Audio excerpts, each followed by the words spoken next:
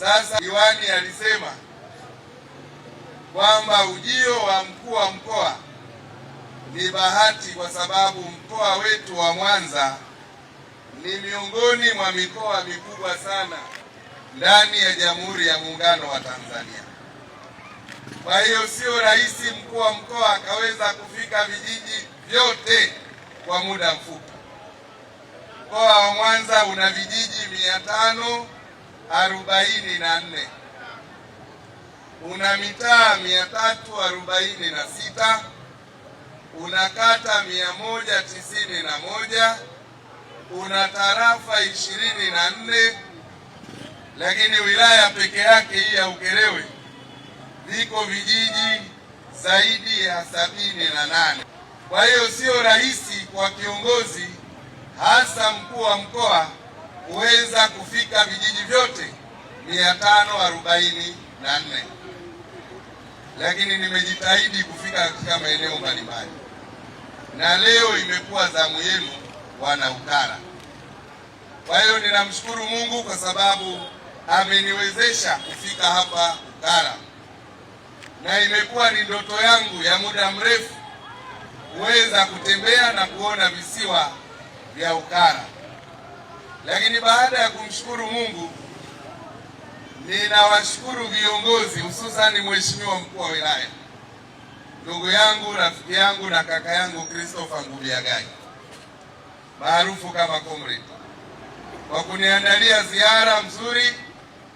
Nimefika Ukerewe saa 2 ya asubuhi, na baada ya kufika nilipokelewa na viongozi wa chama na serikali, na tukaanza ziara yetu kwa kutembelea mradi wa hospitali ya rufaa ya kanda pale Bulamba, mradi wenye thamani ya shilingi bilioni 26, mradi ambao hadi leo ghorofa 2 zimeshakwisha kujengwa na zinaendelea kujengwa.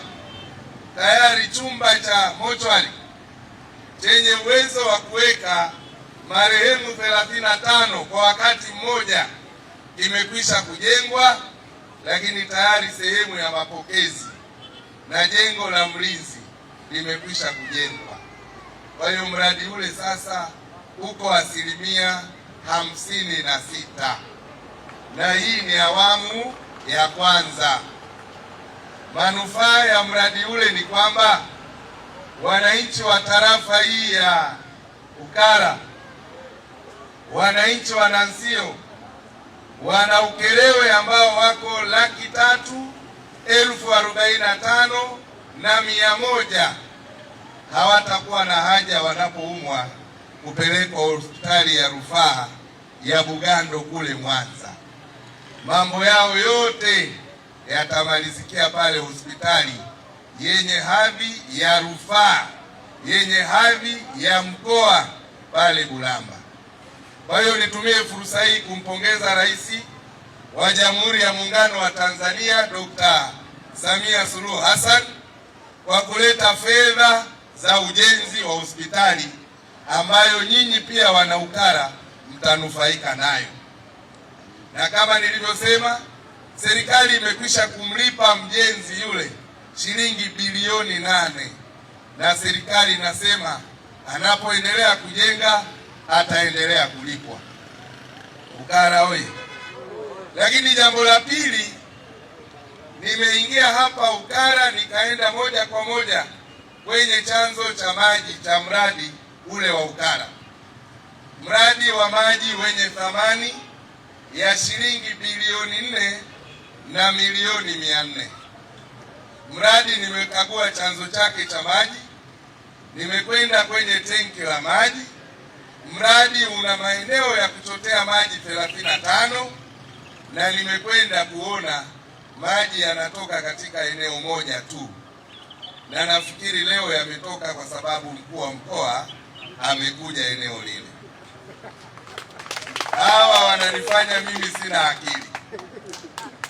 Ninawauliza kwa nini maji yanamwagika barabarani? Ninaamini kwa sababu bomba limepasuka, kwa sababu hawajawahi kuleta maji hawajui wapi kuna leakage ya maji. Lakini nimeamua kuja leo Ukara kuhakikishieni, ninajua kero kubwa ya Ukara ni pamoja na maji. Uongo kweli? Sasa mradi ule una 90% umekamilika. Ni mradi ambao serikali imeshalipa fedha bilioni 2 na milioni zaidi ya 200, na yule mjenzi anatudai shilingi bilioni 1 na milioni 200. Lakini ili mradi ule uweze kukamilika unahitaji fedha chache sana, kama shilingi milioni 200 hadi milioni 300. Sasa ujio wangu hapa leo, pamoja na mambo mengine, nimekuja kuwaambia, kwa kuwa nimekanyaga hapa Ukara, nataka niwahakikishie moja kati ya mambo nitakayopigana nayo usiku na mchana baada ya kurejea Mwanza ni kupatikana kwa fedha milioni 300 ili DP au maeneo yote 35 ya kuchotea maji yaweze kutoa maji kwa wananchi wa Ukara na vijiji 8. Nimeongea na mkandarasi wa mradi, nimewapa siku 10 mamlaka ya maji.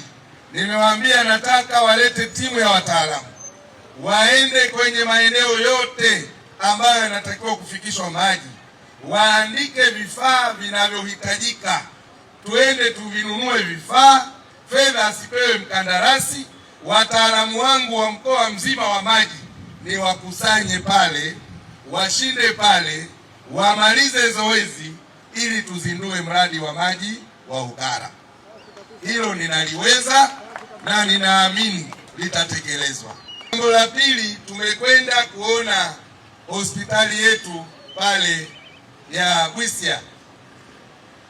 Ni hospitali mzuri, mtaalamu amenipa taarifa na amenieleza kwamba wanafanya kazi nzuri, lakini ziko changamoto. Moja kati ya changamoto ni kutokuwa na huduma ya umeme.